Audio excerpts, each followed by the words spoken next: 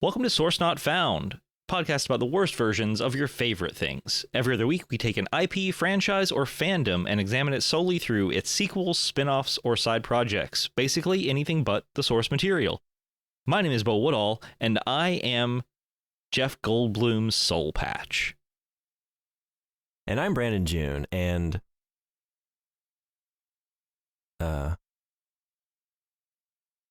I'm sorry, I so enjoy dead air. That's pretty good. This week we are covering the 2024 movie Wicked. Right? My first experience with anything Wicked. I've never seen the stage show, the Broadway show, or anything. I didn't really know anything about it other than it's an exploration of the Wicked Witch of the West. I was going to say, how familiar are you with like the Aussian sort of world? That's it. Well, I guess I read the first book when I was a kid.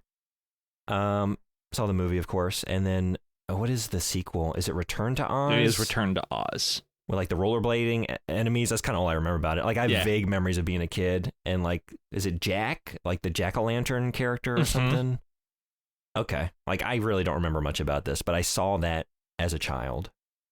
That's about it. How about you? I have seen the Wicked stage show 2 or 3 times. I absolutely adore it. It may be, if it's not my favorite stage show I've ever seen, it's up there. Like, I think it's the best stage show I've ever seen. I think I had more fun at Beetlejuice, but I think Wicked is a brilliant play / musical. So I was super excited when they announced this movie. And since this month we are covering witches for October, we made it out of Silent Hill. Huzzah. I thought we would start with one that's a little less spooky. And yeah, this isn't spooky. Honestly, this isn't going to be a very spooky movie. Okay, like this is like the dynamic of our show encapsulated, I think. Yeah. Because like I had control for the last 2 months, August and September, right? Not on their face in the Western world. Spooky months. What did we do? Fucking Junji Ito, The Grudge, Silent Hill, Yokai. Give you the reins for the month of October, the spookiest month. We're watching fucking Wicked. Yeah, we are. That's like us in a nutshell, for sure. Though this movie does have some horrific aspects to it, in the fact that it's basically about authoritarian regime. Yes, there is that. Topical. Yeah, there is that. But, okay, before we get into what you thought about this movie, because I'm not going to say a whole lot about the movie until we get to trivia, because all I would do is basically say how much this movie fucking slaps. Before we do that, let's do our numbers, right? This movie was released November 24th, 2024. Its budget was $150 million. So, not cheap. No. It almost made that money back opening weekend. $112 million opening weekend. Damn. It grossed almost $500 million in US and Canada. Worldwide, almost $800 million. This movie did well. The weekend of its release, it was number 1 in the box office, followed by Gladiator 2, the Christmas movie Red 1 with Dwayne "The Rock" Johnson and Chris Evans, Venom: The Last Dance, and The Best Christmas Pageant Ever. Okay, so I'm just not going to the movie theater that week. I'm just not going. I still want to see the Venom. I still want to see Venoms. The Venoms. I haven't watched them yet, but I saw Wicked opening night, I think. Yeah. That's not a critique or a evaluation of this movie. Just like, honestly, if this weren't your chosen topic, for this episode this month, like I would probably never see the film Wicked. Really? I don't really go for musicals, you know? Like I've only seen a handful. Which is surprising to me because you're so intelligent when it comes to music. I don't know. It's not anything I dislike about the genre. I just don't tend to go for that experience too often.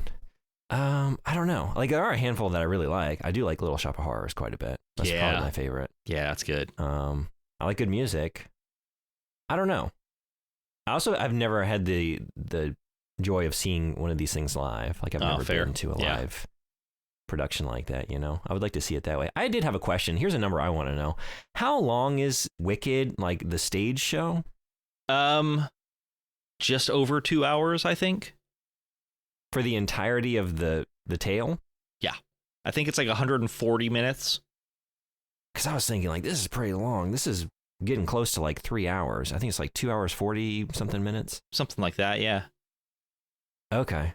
I was wondering, like... And this is part 1, right? Yeah. Like part two comes out in like a month. Oh, does it really? Yeah. I guess I got to see that now. I'm very excited, especially after some of the trivia that I'm going to share. It made me even more excited for like what they put into this movie and probably a sequel. Make me even more excited to see the sequel because it's just so batshit insane. So you said you're not a big musical guy. Yeah. What did you think of this experience since you normally wouldn't go for it? So we have to set aside the things that normally kind of turn me off of the genre, which is like, it can be like overly saccharine, you know? Sure. Just, there's something honestly a little unsettling about just like the unflinching continued like beaming smiles of like all of these backup dancers and like the sort of over emotional response to things like that. Like it just really is like a little too saccharine for me a lot of times with like the way that musicals play out. And so that's why I kind of, like I mentioned Little Shop of Horrors, a lot of times I really like that when there's a contrast between like the conventions of the genre, like all of the kind of upbeat, choreographed, like unbridled expression of emotion, oftentimes like positive and kind of like joyful.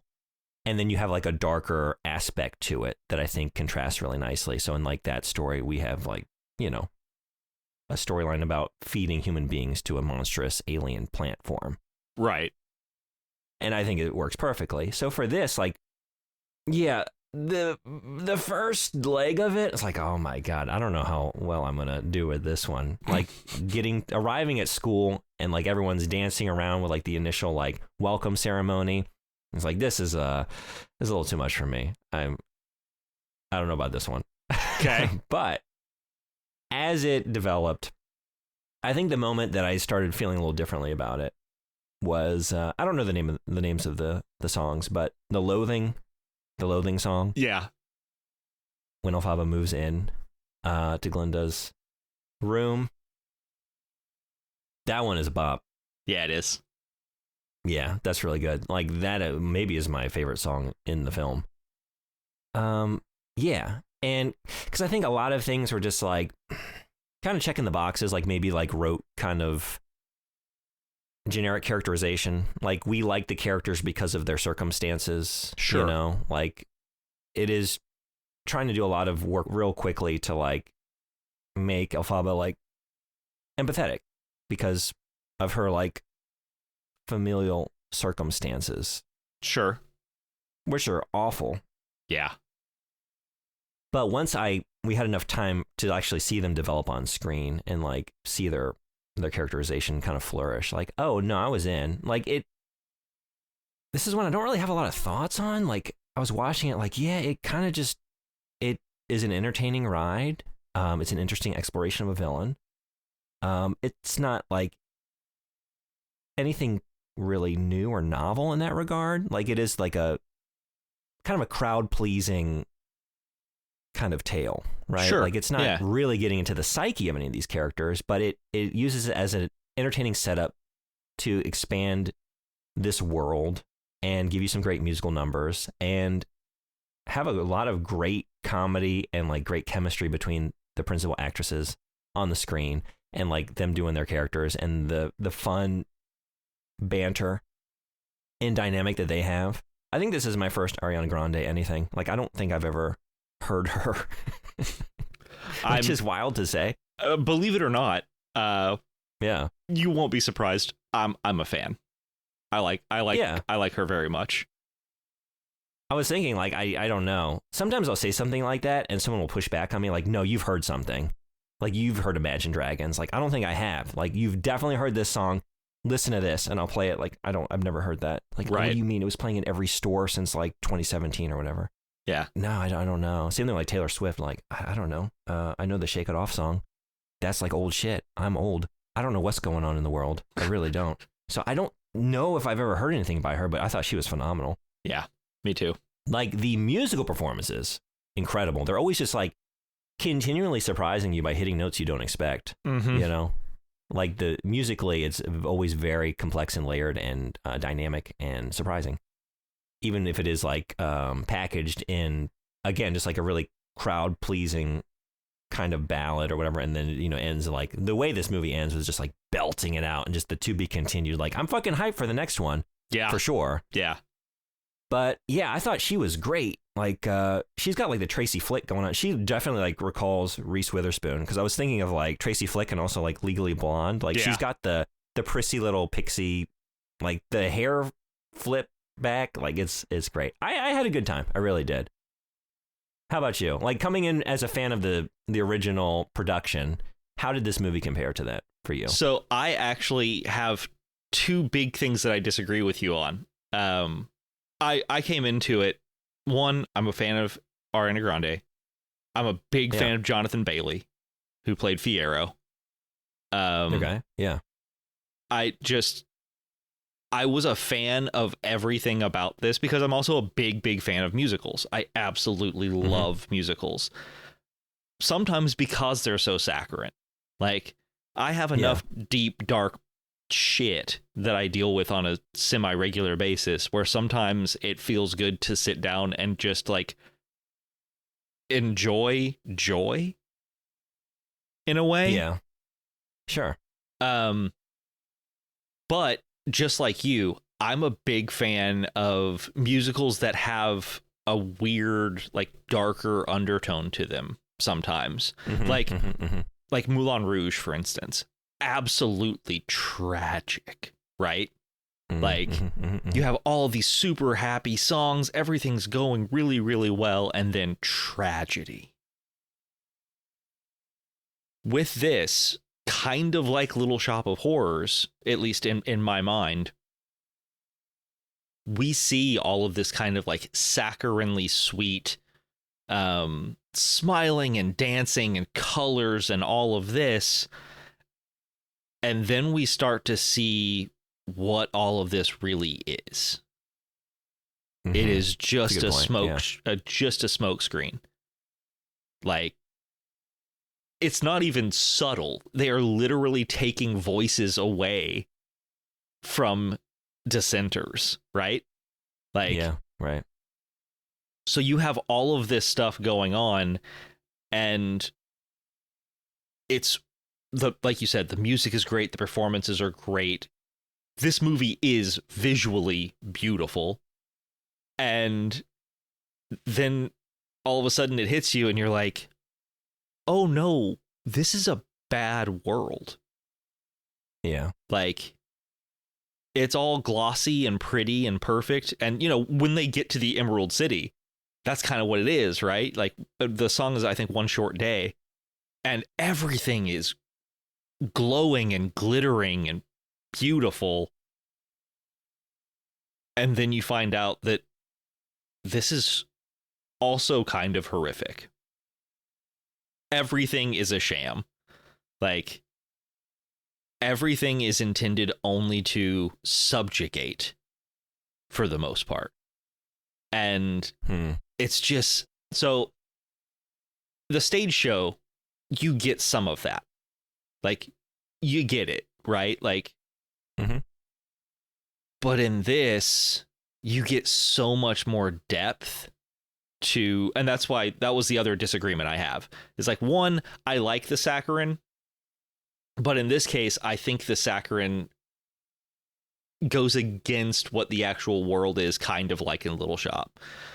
The other thing that I kind of disagree with is I feel like you do get a lot more depth of character in this, especially compared to the stage show, because you spend so much more time with the characters and you get to see like micro expressions, acting choices, where on a stage show, most of the time you're too far away to see like someone's eye twitch when something happens, or, you know, a lingering touch or something like that, you know?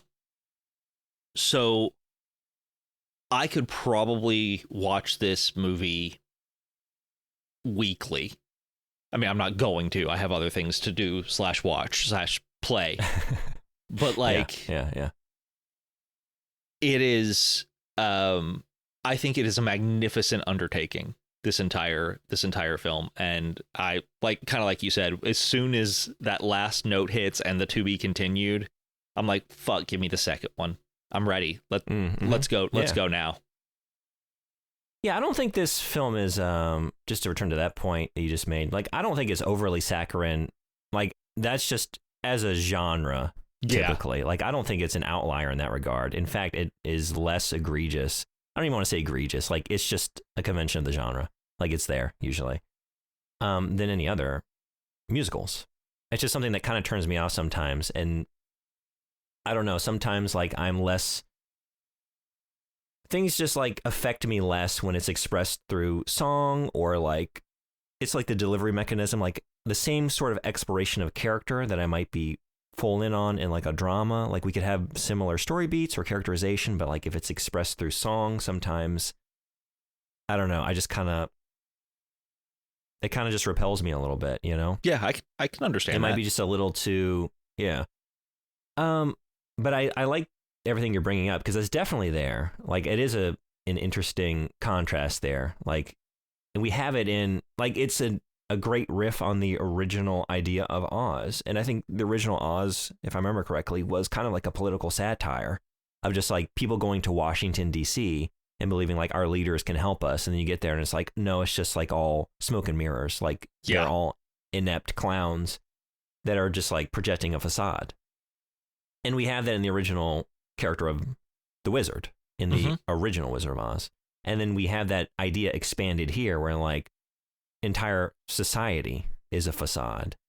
Interpersonal relations are all, we're just wearing masks. Like, no one lets their guard down. Like, the one most affecting scene in the entire film is what starts as the prank to get Elphaba to show up in the witch costume, and everyone's ridiculing her, but just like it just takes one person to like allow them to explore some side of themselves, like to let their guard down, to drop the facade for just a moment, and they all erupt in dance. And it was like, it started out like, I think I know how the scene's gonna play out, and I don't think it's like, I've seen this many times before, this idea. I was nearly weeping by the end of it. Like, it was so affecting, because it was a moment like, this is a moment actually where I do like musicals. Like, it was the dance. It was just like the expression of this wordless expression of emotion between our two main characters. Like, just in their gestures, in their dance, and the communication through that. It's like, this is the scene of the movie. Yeah. Like, this is so good. I honestly think that moment is the first time you actually see Glinda. Like, it is the first time that she is allowing herself to be the person that she wants. Like, it's the first time that she is allowing herself to be the person that she thinks others see her as anyway. Right? Yeah. Her entire personality for the first leg of the movie is constantly being outwardly kind and helpful because that's the facade. Like, she's not actually those things, but she wants to be perceived that way. So she goes out of her way to put herself on stage, spotlight herself, and be noticed for doing something. And she explicitly says, like, look how kind I'm being or how helpful I am, right? Right. It's the first time that she's actually genuinely putting something on the line and exhibiting a kindness that is not a facade. In fact, it's going to potentially make her an object of ridicule. She doesn't know how it's going to play out. Yeah. You know, it's a vulnerability there. That was a great, great scene and moment. And yeah, I think that encapsulates like when this movie is cooking, like the facades that we wear, the masks that we put up, how little we actually share with one another, how much of society is just like a series of regimented, kind of dictated social relations that we have to operate within, and we can't actually express our true selves, right? And someone who does and doesn't conform to the standards of the time or the society is outcast, is wicked, you know? And that's very compelling. And going in, like at first I was thinking like, and I still feel this a little bit, like at no point does our protagonist do anything wicked. And I guess that's kind of what I was getting at with like the contrast between Little Shop of Horrors. I do see that as a different thing because we have a very morally compromised protagonist in that one. Right, yeah. Like he does some bad shit in pursuit of his goals. Elphaba doesn't do anything bad. Like everything she does is completely justified. And I guess so for me, like the darkness in the film, the contrast there, it doesn't feel like it because it feels like such a familiar good versus evil tale. Like the bad guys are bad. Like there's a bit of a twist there. You don't maybe see it coming. Like if you're paying attention, you see the hints being dropped and like not as all as it appears. But like we have a very justified protagonist in everything that she does. And we are very empathetic towards her. She's very relatable and enjoyable to watch on screen. It's good to root for her, you know? And then we have the shady characters who are manipulating her and manipulating society. And that's how this plays out. Now, this is part one. I don't know what happens in part two. And it might get to the point where like she's a more complex character and we see the villain emerge. But this is like little baby Anakin, you know what I mean? Yeah. Like we just haven't seen it yet. So in this tale, like, yeah, for a little while, most of like what I started out by saying, like, it was really just how I was feeling in like the first like 30, 45 minutes of the movie. Like, oh, we might just have like, we like the character because she's good, you know, and she doesn't do anything wrong. And like, she's wicked because of things that are completely outside of her control. And I was a little worried that it would maybe be, just like a little too obvious in his characterization and a little too rote, a little too generic and familiar.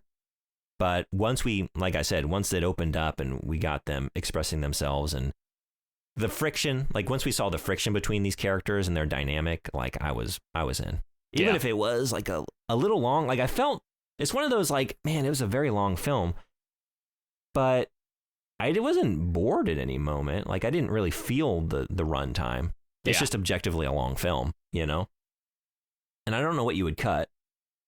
So like I did see criticism. I have some reviews today as usual.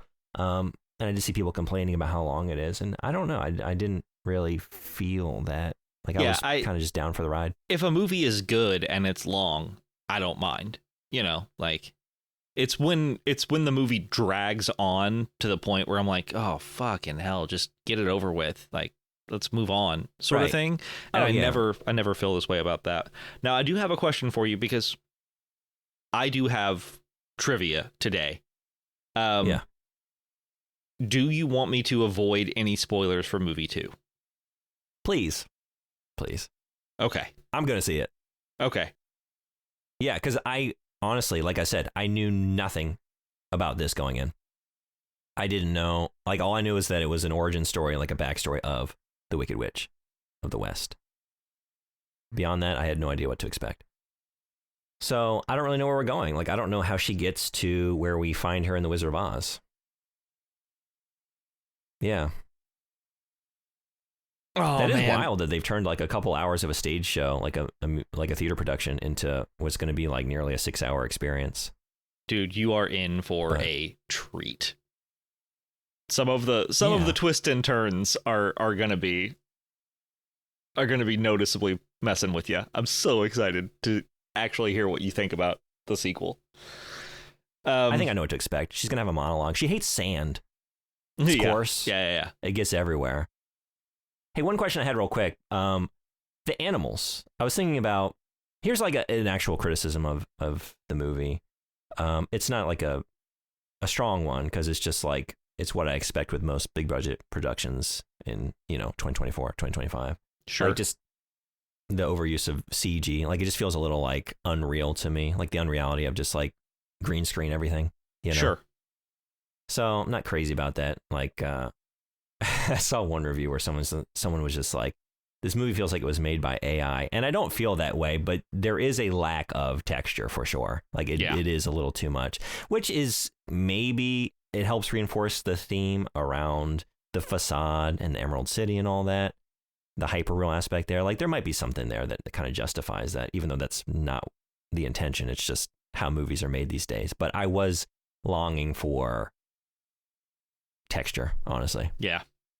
So I was thinking about that because of the animals, but the animals, like, do they play a pronounced role in the original production? Like, how do they handle that on the stage? I don't. Oh, I do recall. It's much more of like it's a gentleman with glasses and horns that basically comes out on stage. Yeah. And so that's kind of how they like make it work. Got it. I was curious, like, I don't know if we've expanded the idea of the animals. Like, was there a goat professor in the original? So I was just curious about that. Yes, there was. Okay. Now, like I don't recall if there was like a gathering of animals that Elphaba like stumbles into. I know Dr. Dillerman is a character in the stage show, and I know the lion cub plays a role in the stage show. Okay. Interesting. Yeah, there's a couple of things like that. Like, I don't know. So these can go either way. Sometimes it's very satisfying. Like, oh, that's the origin of that thing that's so familiar and synonymous with this series or this original source material. Sometimes it just feels a little contrived. So, like, what color is the road gonna be? Yeah. Is it gonna be green or purple? How about yellow? It's like, that's pushing it on that one. But I mean, I guess you got to do some of that stuff in here. But yeah, there's thankfully there wasn't too much of that. Yeah, I mean there are a lot of little like Easter eggs and hints about how this is going to continue playing out in this movie. Like anyone who's seen the stage show knows what characters are what and how things play in and all that stuff. But I think this does a really, really good job of every now and again just kind of like giving you a little poke. Not like I mean, with the Yellow Brick Road thing, that's a slap in the mouth.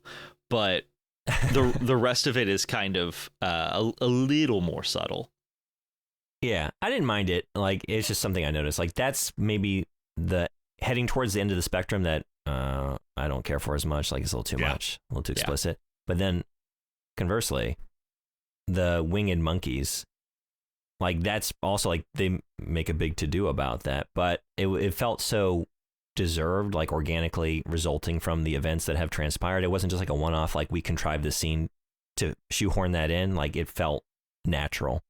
That, like, that was a really good origin for these creatures. And a little horrifying. Like, yeah. I mean, the screams of pain and Elphaba, like, I didn't mean to do it like this sort of thing. And just like what Madame Morrible walks into the hall and it's just like 20, 30 monkeys or apes just like absolutely writhing in pain as these wings grow from their back. And it's just, man. But yeah, that's... I agree. I agree. I cannot wait to see some of these twists and turns actually play out in the sequel. Yeah, I'm excited.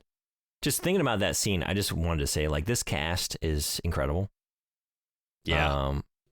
My God. Like, I mentioned Ariana Grande, like, but Cynthia Erivo, man, like, her singing.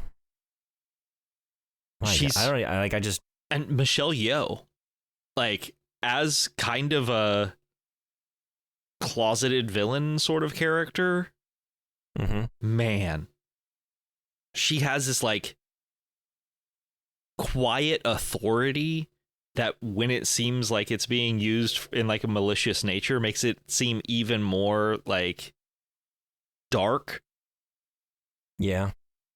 But she's so like, when she walks on screen, like, you want her approval. Yeah, you feel like absolutely Elphaba's desire to please her because she's like this respectable, like knowledgeable, steady hand that's like running the school, and she's got that gravitas that just like Michelle Yeoh brings on screen. She's great. Jeff Goldblum as the wizard is a truly inspired choice. Yeah, it absolutely is. I didn't know he was in it. Like I said, I knew nothing. I had seen so little of the marketing for this movie, but I remember like at some point earlier on, I think you see a sculpture or something. You see something, it's like, that looks like Jeff Goldblum. Yeah. And then he shows up, it's like, oh, because it was Jeff Goldblum. That absolutely was Jeff Goldblum. That's why it looks like him. Oh, look at that. Yeah, that was great. I was so happy. It's like, maybe he's in this. He is in this. Okay, points. I mentioned it before, just like the last thing I really wanted to praise about this movie is, again, just the chemistry of the actors. When Glinda and Elphaba, when they launch into that first musical number that really got me going. Sure. And changed my opinion and got me like along for the ride. Is it just called Loathing? Do you know the name, like the track name? Yeah, it's Loathing. Like when they stomp up to one another, it's just like, what is this feeling? What is this that I'm feeling? Whatever it is, whatever the lyric is, like when they're in profile, like facing one another, it's like they could just as easily punch each other in the face as kiss right now. Like, absolutely. I don't know which one they're going to do. Yeah, I don't know either. It's about to explode. Something's going to happen here. So good. It was great. I feel the same way about Popular. Like, that's the song that Glinda gets to kind of shine on, obviously, and just like frolic and enjoy eating every piece of scenery she possibly can. But it's the same sort of thing. Like, yeah, they're friends now, but at any moment, it wouldn't surprise me if they either hugged or hit.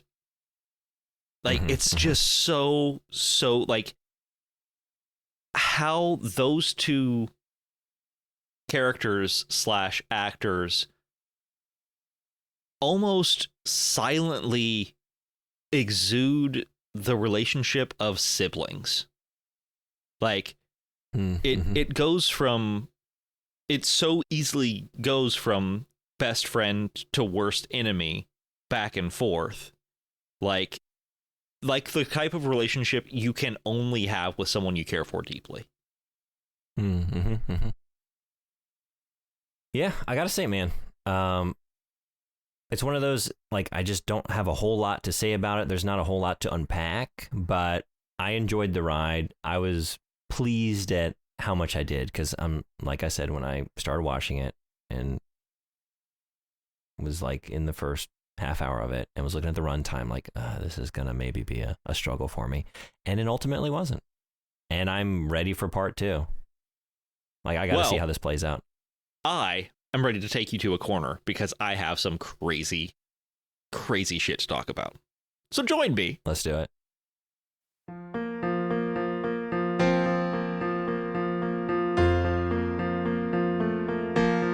I know stuff. Okay, I'm mostly going to start with some kind of, I'll start with the shallow stuff first. Stuff that I kind of find a little interesting, but it doesn't really delve deep into anything. And I am cutting some of the trivia because some of it kind of explains the ultimate fate for a lot of these characters based on the stage show. So first off, I really like this. Marissa Bode, Bode, the actor who plays Nessa Rose, Elphaba's sister. She actually does have a disability and uses a wheelchair. And it is the first time in Wicked's history on stage or screen where the character has been portrayed actually by an actor with a disability, which is really cool. Yeah. Mm-hmm. The horse Fiyero rides in this movie, his name is Jack. And he is actually the horse that Jonathan Bailey rides in Bridgerton. Jonathan Bailey has been in every season of Bridgerton. I don't know what that is. What's a Bridgerton? Is this an Ariana Grande song? No, it's like one of the biggest Netflix TV shows ever released. Oh, one of those. Just another thing that's like taken over the world that I don't know exists. Yeah, I've watched Kaylin and I absolutely love it. It's a period series that goes over this family I think it's Victorian. Yeah, Victorian era, about each of these family members finding their partner and continuing the line of Bridgertons. I ruined that bit of trivia. That's, I think, an exciting connection. Yeah. It's an exciting bridge. Yeah. Or ton. Well, but Jonathan Bailey felt so strongly a connection to this horse that he was like, hey, can we just get Jack back for Wicked as well? And they that's sweet. Yeah, it's really nice. And they actually dyed him with animal safe blue dye to make him even darker. Oh shit, okay. In order to help hair and makeup teams, Ariana Grande bleached her hair and her eyebrows. And Cynthia Erivo just shaved her head. I remember seeing some brief promotional thing where she had the shaved head. I wasn't sure if that's the way she usually, if she's usually got that going on, or that was just for the movie, huh? Yeah. Okay. I think she's keeping it for a while. Unknown. But it took I don't have this one written down, but I did read that it took 5 hairstylists 5 hours to braid one wig. Whoa. Yeah. And there were 11 wigs. So yikes. Damn. Yikes. Yeah. The Dancing Through Life number, Fiero's big number, is with its revolving sets and stuff. It is actually an homage to Fred Astaire in Royal Wedding, which I thought was really cool. Yeah. Okay.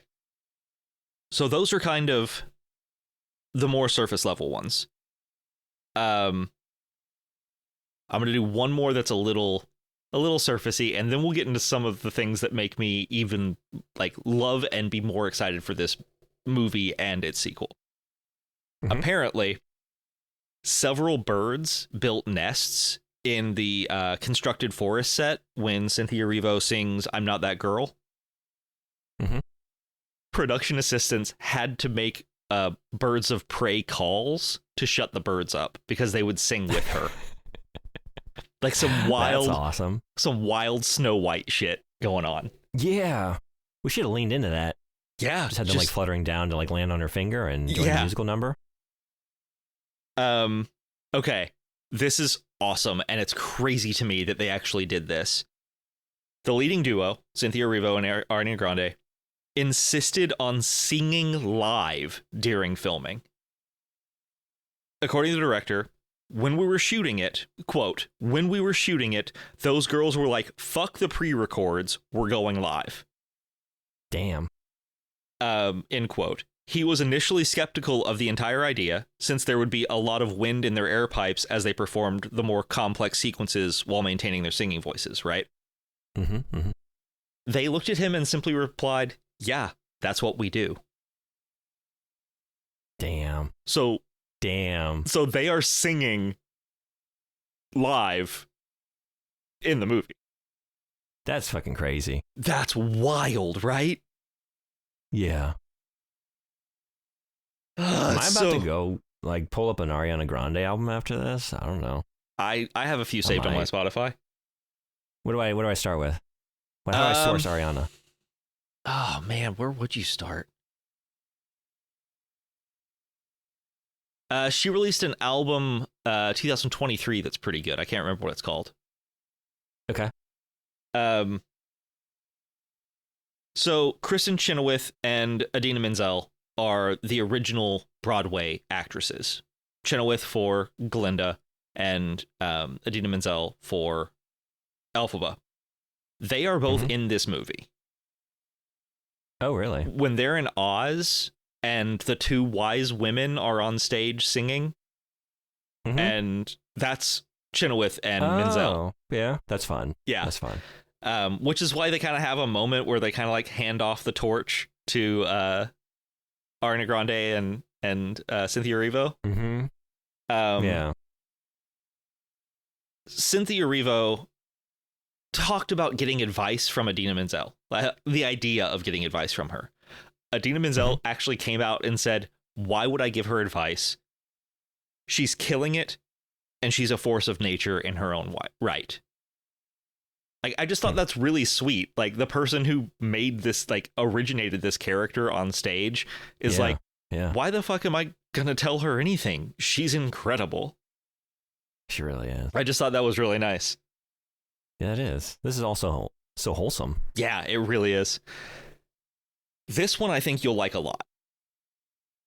According to the production designer Nathan Crowley, the architecture of Emerald City was based on the 1893 Chicago World's Fair. Neat. And when asked about like the idea of doing this kind of like for skyscrapers, you know, that sort of thing, he said Oz is an American fairy tale. For me, that's Chicago and the Grand Arches. Louis Sullivan, Daniel Burnham, and John Wellborn Root, great architects at the previous turn of the century.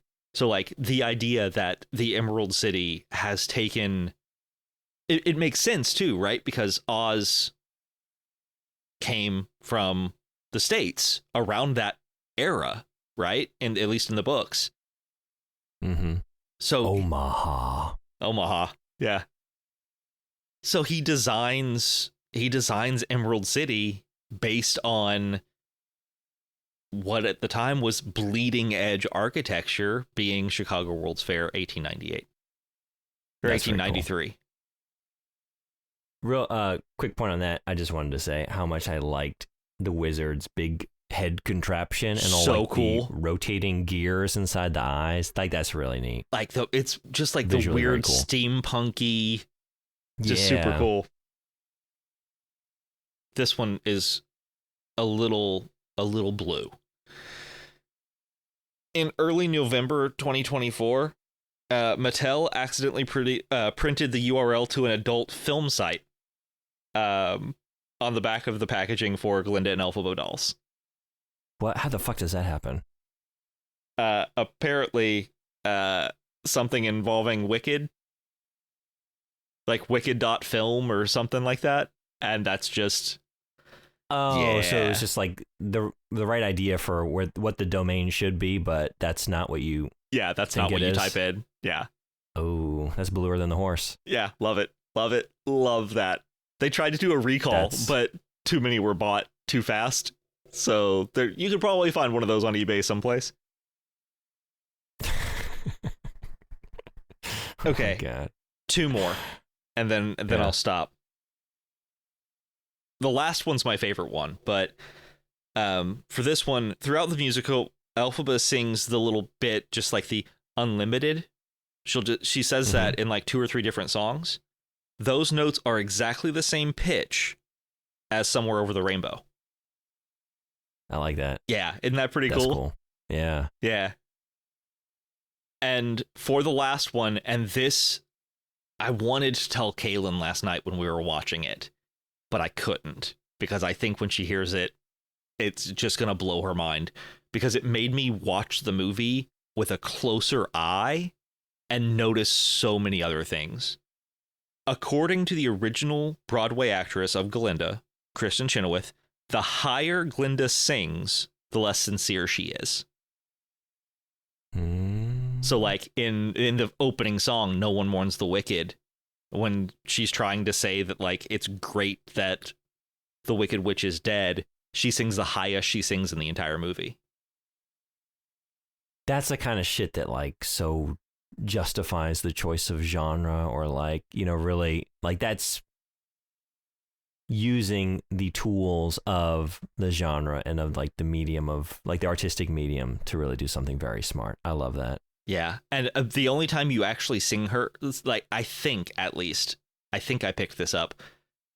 The only time she sings like low, or like with what I would consider low for Glinda, is when she's singing with Elphaba at the very end, talking about best friend. Like, like when she says that we are unlimited and all the things we can do, that is the only time she sings that low. Oh, that breaks my heart. That's just a really... That breaks my heart. I saw that trivia and I was like, oh my God, I'm so excited I'm about to watch this movie again, because like just picking up little things like that where, oh my God, she's singing really high here. What is she saying? Like, what is this song saying right now? Yeah. And it's just so cool. I love that. Just another aspect to like, again, the recurring motif of the facade, you know? Yeah. Oh, that like just in multiple aspects. Now we have like a musical like smoke screen. So that's a way that Glinda kind of makes her own character through her music. This is a little baby tidbit. Cynthia Erivo was able to basically design Elphaba's entire look. The micro braids and the full set of nails. That was her choice. How about those glasses? I don't know, man, but they're awesome. Those are sick. Those are awesome. Those are sick. Yeah. Yeah. All of like the weird Art Deco glasses and kind of fashion and stuff like that. I'm fucking here for it. Was that in the original show? I don't know if those exact glasses were, but I think so. But yeah, that's my corner. I like those glasses. That was great. Thank you so much for some of those. So you just said you want to watch it again. I don't really, but I don't really rewatch a whole lot of movies. That's not really a value judgment. But like I said, I'm in for the sequel. Yeah. So on that note, yes, I would source Wicked. Yeah. Like on the strength of this, like, yeah, I would check out The Wizard of Oz if I hadn't seen it, and I would check out more about this world. I'm going to read the book, because it was a book first. Yeah, I did see that, right? I think I want to wait until I see the sequel before I read the book, because I want to be able to have like a full experience and then go back to the source material. But I am definitely going to source it. I get that. I've kind of been like, it's a long wait for the next season of Free Ren. I was like, man, do I just want to start reading the manga? But like, the music is so good. Yeah. The animation is so good. Like, I don't know. I might just go read the manga after I've waited for the next season. Like, now I'm just like used to this more like full media experience, but I get that. This is also one of those instances that doesn't often happen for me with a movie, where I also want to walk away from it sourcing everything that the other people have done. Like, if I hadn't already been a fan of Ariana Grande, I would be sourcing Ariana Grande. If I hadn't already watched Bridgerton, I would look up anything that Jonathan Bailey has been in. You know, that sort of thing. Yeah.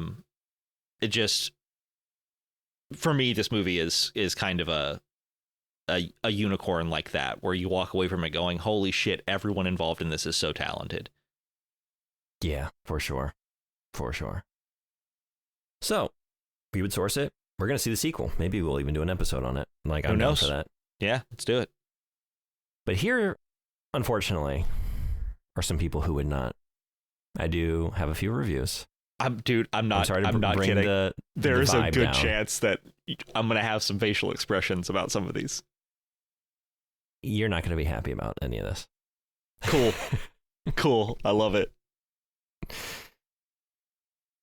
Let's ease ourselves in. We're not going to just like do a cannonball into the pool of toxicity. We're going to just cool. take ourselves down the the pool steps. Just one dip by a toe one. in. Sure. Because here's a heading pretty good. It's still 1 out of 10, so I think they've misunderstood numbers. Well, you think that. It's a very long review. I really just wanted to highlight that. And then it ends with an explanation of why the pretty good is still a 1 out of 10. This is from Gandalf Frodo, December 15th, 2024. Edit. My original rating was a 7, but honestly, after several downvotes, I had to change it. You may want to avoid this film due to its toxic fan base. Jesus. I was thinking, like, does Wicked have a toxic fan base? I feel like everything I've seen has been like the exact opposite. Like all the toxicity is like the worst things you would expect. Like, oh, Wicked's woke or some shit. You know what I mean? Like that kind of bullshit. Toxic fan base. I had no idea. I mean, as a fan, but like, I'm not going to go. Look, if you don't like the movie, that's your prerogative. I'm not going to downvote you for having an opinion unless it's, you know, like misogynistic or racist or something like if it's full of slurs and hate, then yeah. But if it's just, hey, this wasn't my bag, like, oh, okay, I get it. That's fine. I guess that's all they mean. They got a couple downvotes. Like, man, this is such a toxic community. So toxic. Oh man, people don't like my review. Like I put stuff on YouTube. It never feels great to get a downvote. Like that hurts a little bit on some level. Always. Like, do you want to hear a toxic fan base? Just go to Uwe Boll. Like, he is his own toxic fan base. He'd look at that 7 out of 10 and he'd fight you. Yeah, absolutely. He would punch you in the face. He would find you and beat you up.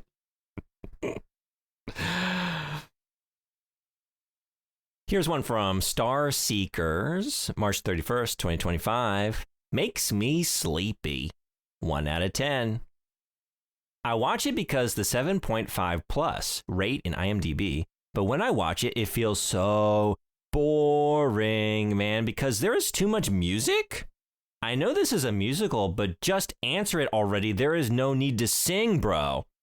I love the acting and the story, but this is too long and too boring for me. Love the plot twist, but just not into me. So no, I thought this movie is too overrated. Like, why is this even get a 7-star review? This makes me so sleepy. And I guess some of the scene is not natural. The acting isn't natural. And some of the scene, just my opinion though. How about you guys? Do you feel this is overrated or do you recommend it? I just love a review that asks us to contribute. Asking questions in a review. That's a new development in IMDb reviews that I really haven't seen. I was going to say, now. Hey guys, get in the comments of my review. Like and subscribe to my IMDb feed. Yeah. I just like I know it's a musical, but stop singing. Well, on that note, here's one from Dianco, February 24th, 2025. Too much singing. Spoilers. Christ alive. Just too much stupid singing and dancing. Why? Story is destroyed because there was 80% of dancing and singing. It is just gross to watch that. Wait, what was this? What was this person's username? D space Anko, A-N-C-O. Dianco? Danko. Dank. Oh. Looks like a parody and nothing more. I started to watch this movie at least 10 times. I was so annoyed with dancing and singing. And I enjoyed Chicago movie. And this one is very bad. So you are familiar with the concept. I don't know. Just the line, I enjoyed Chicago movie. Like, not to be confused with the place. Not to be confused with a movie about Chicago or the film based on the musical Chicago, but the Chicago film. Or the band. Or the band Chicago.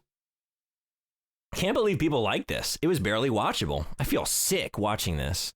I can say this is one of the worst movies of the year. So bad. Do not make that kind of movies anymore, please. I thought I watched Joker 2 again and was very sad. Okay, that's not fair. That's not fair. You can't, no. Huh. Because as someone who saw Joker 2 in the theater because my friend convinced me to go, and I complied, like that's maybe the most painful theater experience I've ever had. That's enough to make you hate the genre, for sure. Huh. I really don't like Joker 2. I don't know how you feel about it. Haven't seen it. This, but I've actively chosen not to see it. I tried to. Why do I?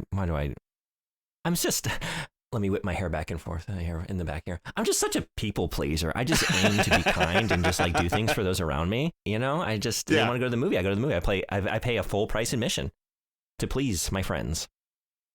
Here's a 1 out of 10 from Jake Rocks. April 13th, 2025. Ruins Glenda the Good Witch. Spoilers. Opening the story with alcohol-fueled infidelity is not a direction I would have chosen for a sequel to a children's film. Really awful core story. Glenda the Good Witch is one of my favorite characters from the original Wizard of Oz. Why did they have to make her out to be such an annoying character? Ariana Grande's character, Glenda, is like one of the plastics in Mean Girls. I feel betrayed by that part of the storyline. There are no real songs in the first half or 3/4 of the movie. They're just singing the dialogue. I have a hard time understanding what they are saying because nobody is clearly enunciating the words. There's only 2 or 3 real songs. And the entire feel is Hogwarts, with a Wizard of Oz veneer. Very unoriginal.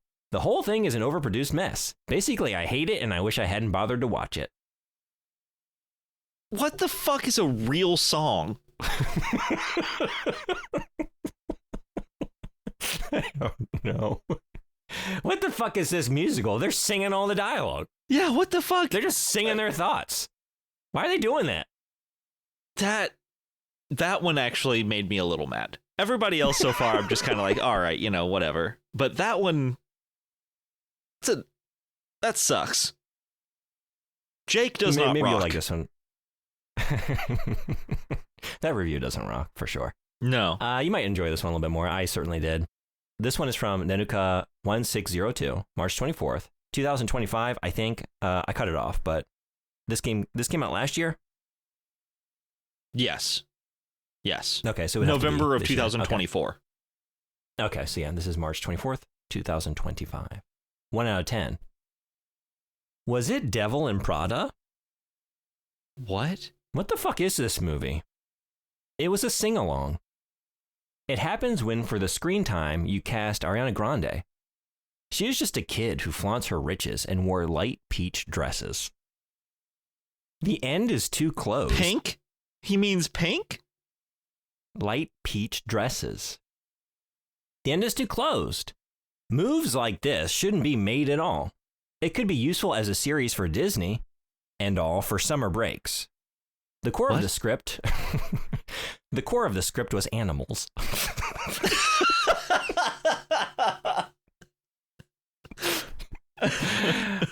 What happened to them at last?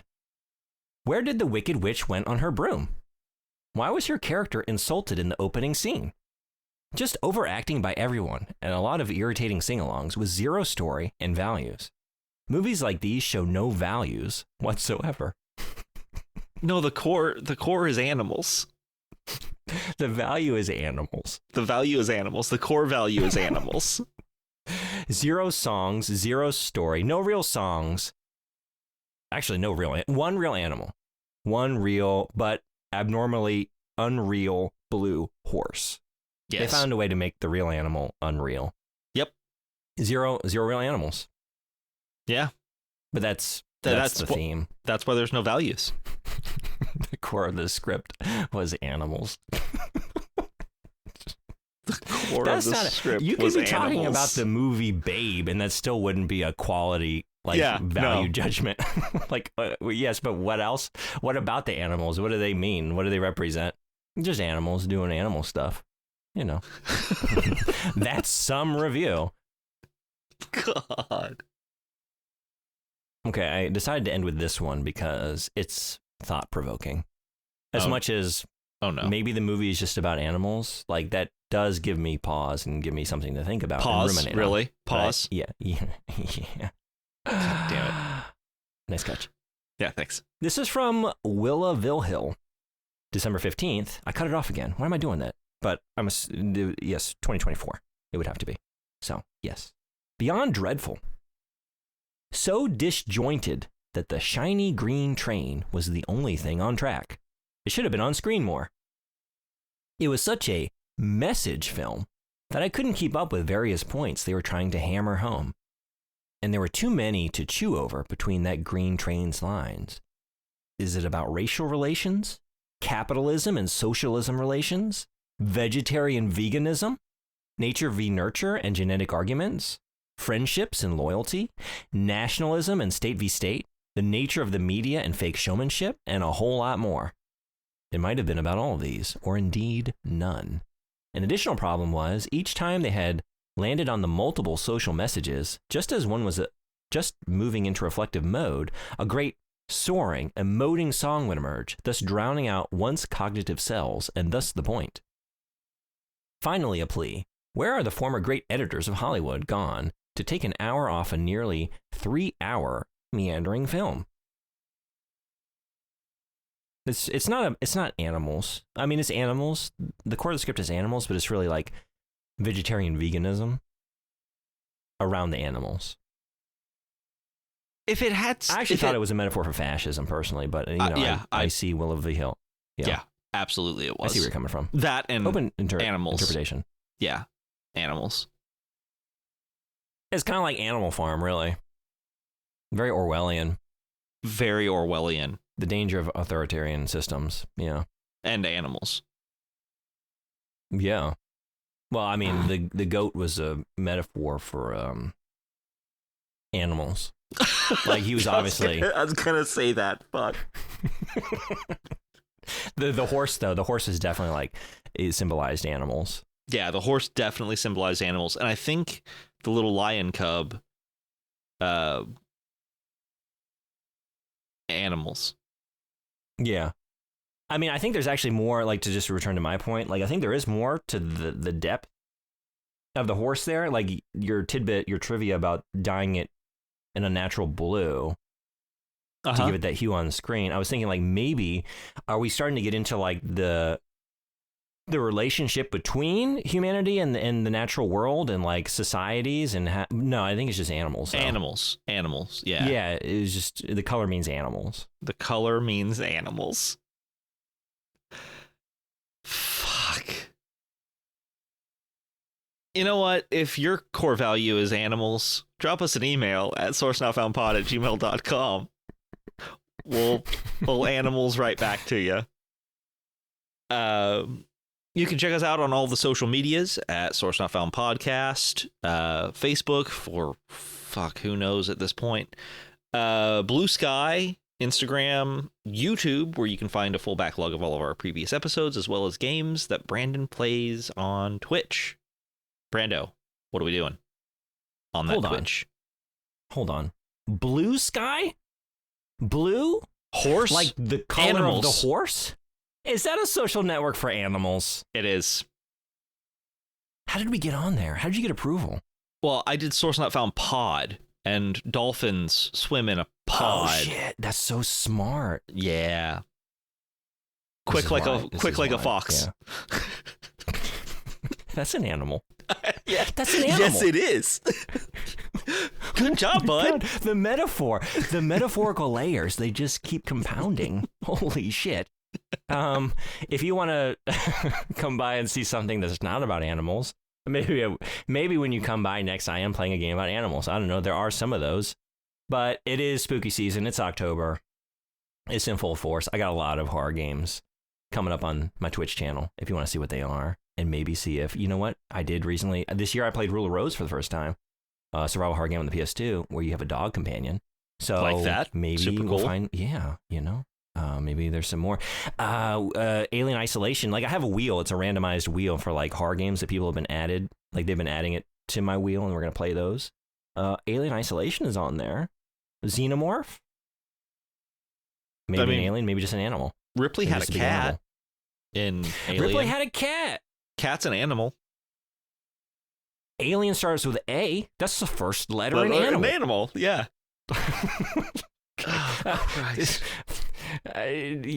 If you want to hear me say more things into a microphone, I don't know why you would. Twitch.tv/Junebug. Link down in the show notes, right next to a link to Jesse Jelena, St. Coelacanth, architect, composer, creator of our wonderful theme song.